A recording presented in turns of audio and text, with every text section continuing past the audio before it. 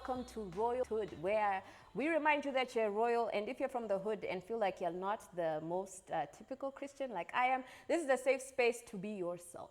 So I am going to be viewing things through a Christian lens as usual, and I'm going to have various guests all the time. And today's guest is, drum roll, Amina. Amina. I just want to introduce you before you introduce yourself. Amina, I've known her for a whole microsecond, and she just jumped into the media space. It's been a decade now. How did that happen? No, as in before you jumped into That's the what I'm media saying. I think space. it's been a decade. I've been in the media space 5 years. We've known each other before that. Yes, but from knowing you and you thinking, this is not really something I thought I was going to do, to it actually blooming, I was like, when did that happen? What happened? I don't know. Whatever magic you used, I want some of that. I mean, Please rub it off of me. Tomorrow I'm going to be a millionaire. Let's do this. Let's do this. Forbes list. Okay, so please tell our audience who you are. Okay, my name is Amina Kaunda. I am a radio presenter, television presenter. I'm a broadcast journalist by profession, meaning I do news anchoring and journalism stuffs. But yeah, I put that to bed a little while ago. We can hear it in the voice. Like, even when you're just talking, it sounds like you're doing the news. Zambian media, like the journalism space, I became very disenchanted with it very quickly. And this was after the institution I was working for shut down. And I had to reevaluate my life because now all of a sudden I'm unemployed. And there's other institutions I can go to, but I didn't feel like they were going to challenge me in the same way. So I did go to one other one, and again, I was right, I didn't feel challenged. So it was one of those things where I was like, you know what, I can let this go. I'm a good TV presenter, I'm a good radio presenter. Let me rather focus on that. Okay. Yeah. So talking about media is, I think, a good way to usher us into our conversation. Yeah. Because today's conversation is about the sexualization of women in media. And this is a conversation that happened because I shared a statement, and I said it's like the more followers people get, it's like that sense goes with each They kind of like dumb themselves down. Right? Yeah, it's like they keep dumbing themselves down. And we spoke about a specific person who are like, we know her. Yeah. She's smart, but all of a cool sudden, people, but now, her content is, So let's have a conversation. Let's start with this ceiling challenge. Okay. That happened. Okay. And I want to understand, like, what are your thoughts on, because you're a woman, obviously, you're observing things from that lens sometimes, so you think, oh my gosh, I don't want to be represented this way, right? No. So what were your thoughts when you were seeing this challenge going viral? Sad. Like, there's a whole myriad of words I could use, but I think sad was like the overwhelming sentiment, mostly because I was just like, why?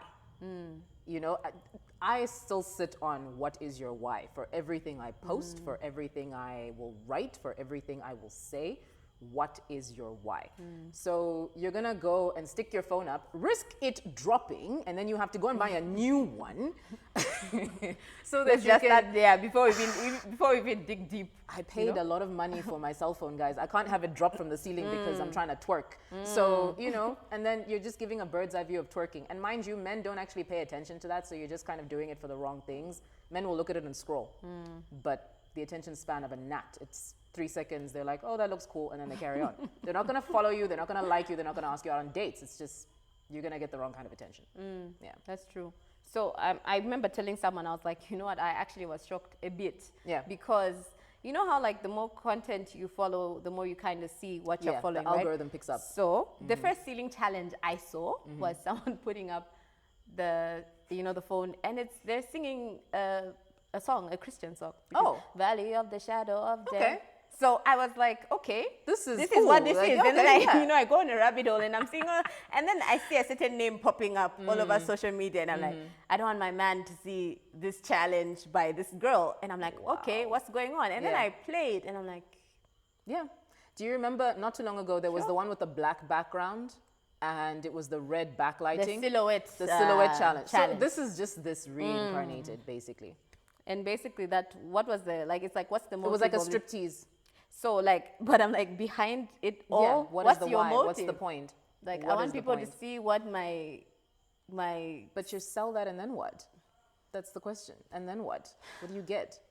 So some of the facts I was looking up, right? Because there are a lot about women in media. Yeah. We're talking about how we have like 25 to 85% of women being sexually harassed, for example, in the workspace.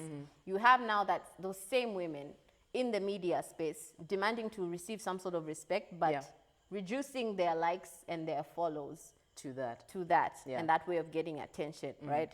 I'm trying to, what was so frustrating, I want to know what was frustrating for you. What's frustrating for me is we're in an age, I don't know if people don't care, but I'm in an age where, one, I have a daughter. Yeah. So I know This that is the world she's going to be This is the world introduced she's to. living, exactly. And at some point, I was genuinely scared. Like, I don't want to raise a daughter in this world because it's I scary, get you. right? But again, it's what am I doing to influence? Because it's either we're just talking or we're actually actively doing something to influence it. So what scares me is a lot of women getting comfortable in that space where now, and there's one socialite, I don't want to mention her name, but what I remember telling someone is like, oh, I know this girl, she's very intellectual, we've had a lot of conversations, but all of a sudden she's doing that, you know, that dumb She's airhead. acting dumb now. Yes, because it I think I know who you're talking about. It I've seen kind some of the posts. allows you to get noticed, or people feel, oh, she's vulnerable. Yeah. So they think I can use you, and you guys both have the perception of let's use each other. Let them think that I am this dumb person, but really I'm calculated. Isn't there more? Like, okay, what I frustrates would hope you? so, because here's the thing. From my observation, and what frustrates me about it, I think, let me answer that question first. I would agree. So I don't have a child yet, but in the event that I will have children, I will not lie to you and say that my hope is to have a girl. No, my hope is to have sons, because how explicit can I get? There's a quote that I read not too long ago, and it says, when you have a son, you worry about one penis. When you have a daughter, you're worried about everybody's penis. So, I mean, when I think about it like that and I see the realm that we live in, even just locally, that stresses me out. I have nieces. And I have nieces who want to get into TV or who are interested in what does Auntie Amina do.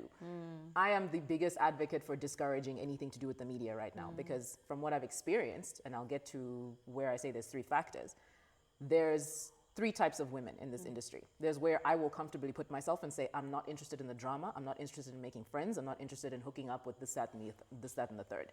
I mind my business, I do my job, and I go home. Because at the end of the day, this is a great space for me to utilize a God-given talent that I have been given reluctantly. It's not something that I really wanted or thought that I was ever going to do with my life, but it's working. So there's women like me who are just hanging around in the background. We're good at what we do, and we mind our business. Then there's, let's say, if we're thinking about the same person, that bracket of people. Very intelligent, very smart, but playing to the crowd. And making it difficult for us who are intelligent and don't want to play to the crowd because they're getting the numbers, they're getting the publicity, they're getting the visibility off of nonsense. So they've kind of othered themselves. They're smart, but they're playing the game. And then there's the bracket where they probably are intelligent. I won't insult anyone's intelligence. Maybe they are intelligent, but they're not just playing the game, they're actually doing the deeds. And these 2 brackets are messing everything up for everybody else. Yeah. True. When we have the conversation about, like, you know, who's playing the game and where people are starting to place themselves, it starts making me think about the dynamics. Like, for example, you are talking about the whole, you know, media space and how I wanted to get us into the conversation of sexual harassment, right, in the workspace. I am in a...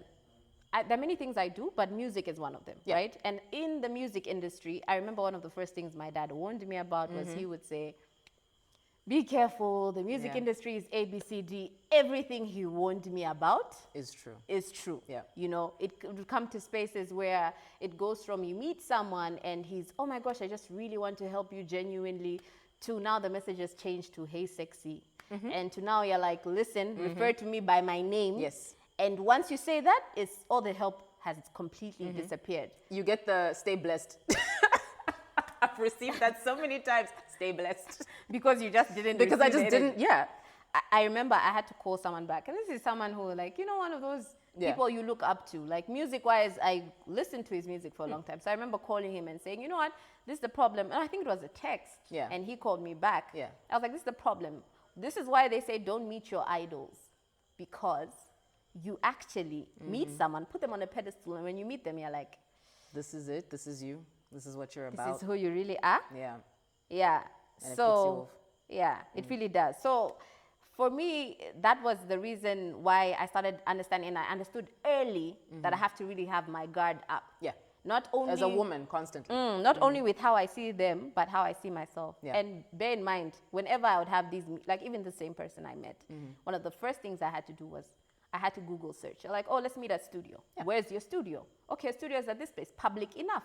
How many people now? I was still kind of fairly new to Lusaka. Yeah. How many people are found in this area? Oh, there are enough studios Yeah. around So there. you're thinking, safe, it's cool. You go there and you start realizing this person is introducing you to, no, he wanted to introduce me to other artists. Yeah. But he didn't realize I already knew them. So all these so-called big artists working. It was like him trying to flex. But you could see him looking like, I'm being disarmed here. Because I had one up. Yeah. And it's not She working. was naive. She was young. I was So gonna. every time I yeah. said, hi, blah, blah, blah, he was like, so as I called him and told him, you know, Yeah. I put you on a pedestal, he was like, no, and he tried to seriously say, no, it's genuinely not that. I They'll always but- downplay it like that. They always downplay it like that. And that's really frustrating. I mean, so not even just in the workplace, because when you work in media, your office is everywhere, right? True. So you get instances where people will come up to you and they'll exchange and they'll say, oh, you know, here's my card.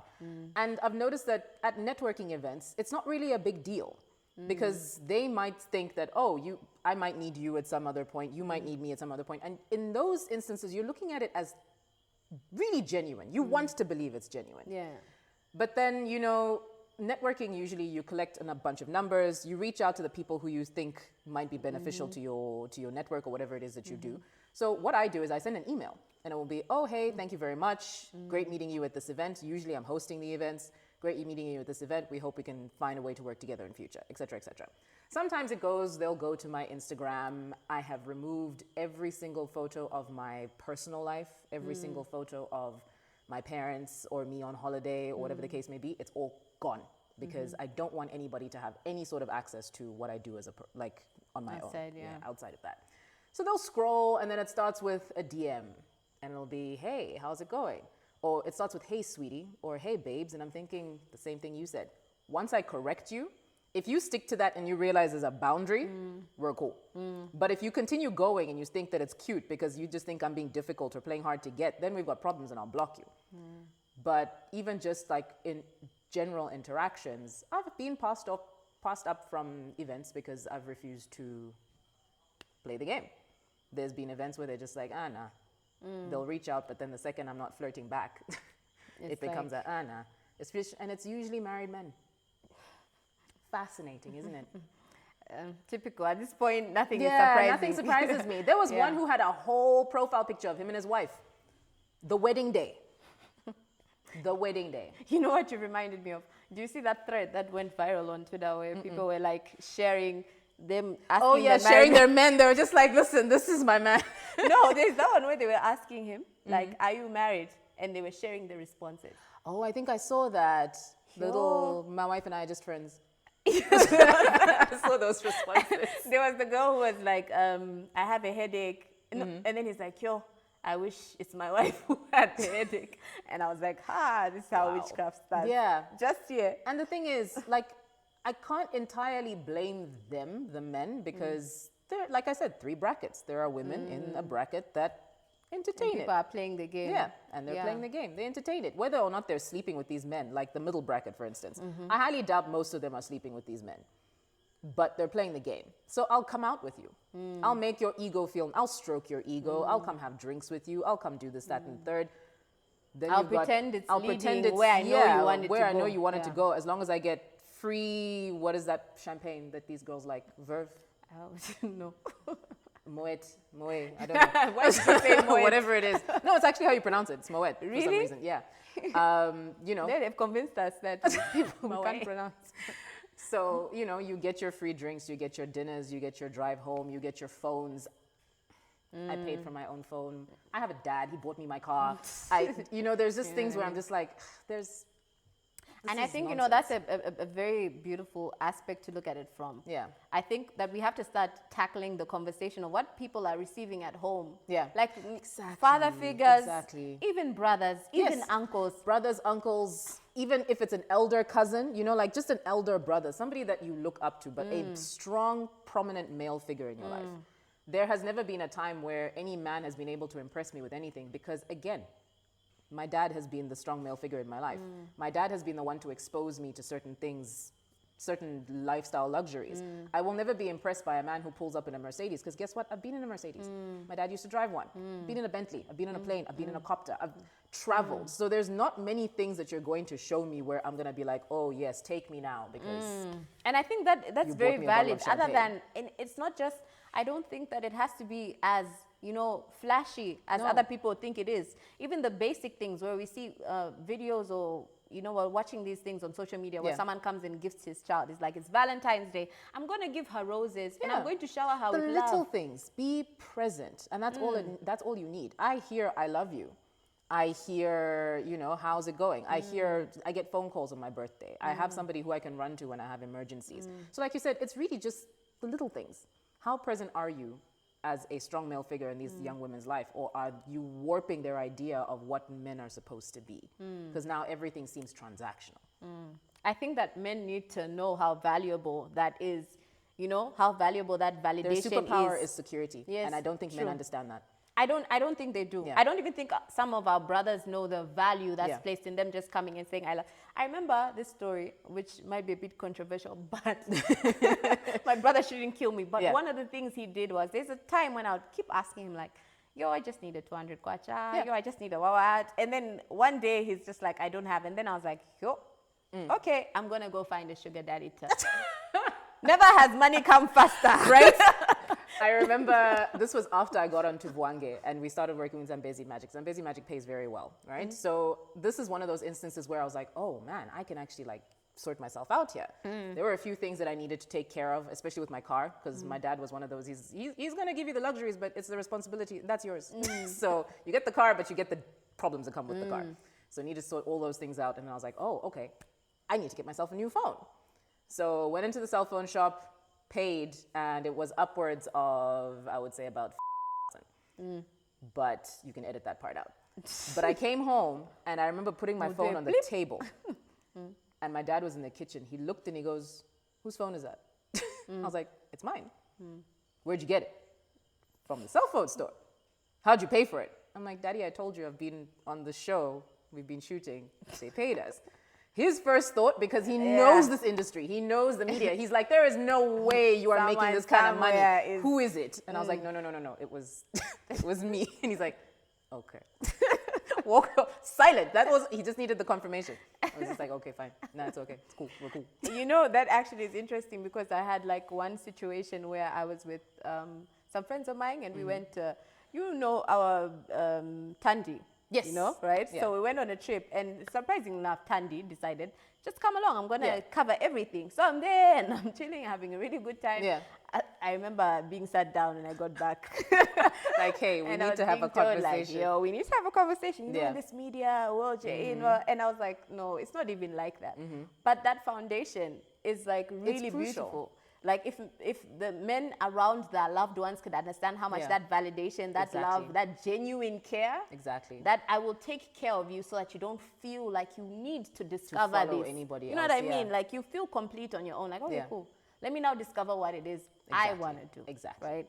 Exactly. So there is I feel like we live in an age where, and this is a conversation I'd written about in a recent piece where I was talking about we live in a world where we like saying we're queens, right?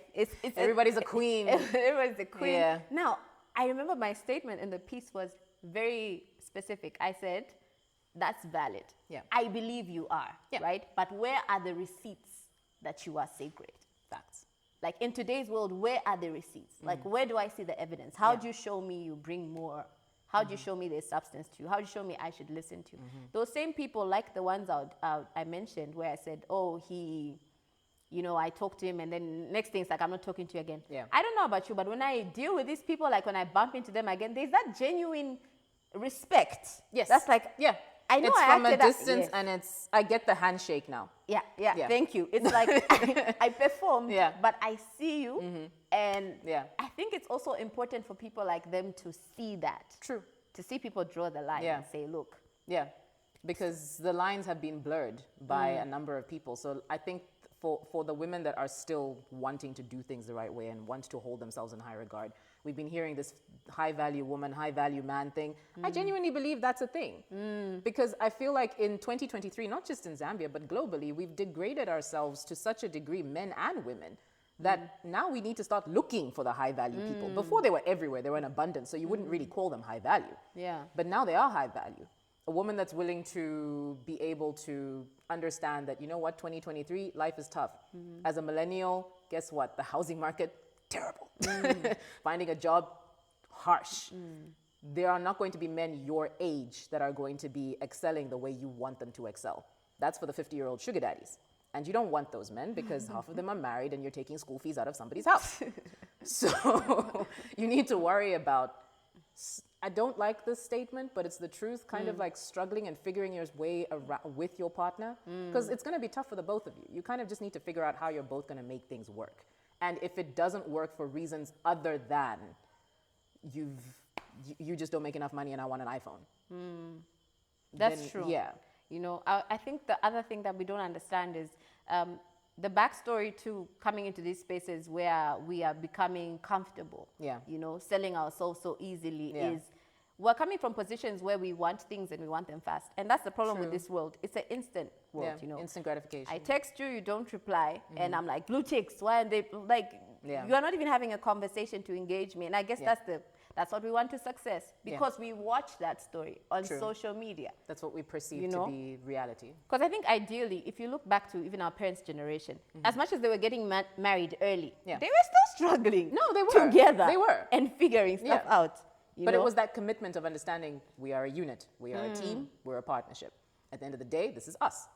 We've lost that somewhere along the way. I'm not too sure where we lost it. I think it starts with, if I can't be patient enough with me, Yeah, how am I true. going to How be am I gonna patient enough when with we're somebody together? else? True. You know? True. And I think that sometimes it's a reflection Yeah. of, I remember snapping with someone because there's certain things I wanted from them, and I was like, oh my gosh, this is a lens.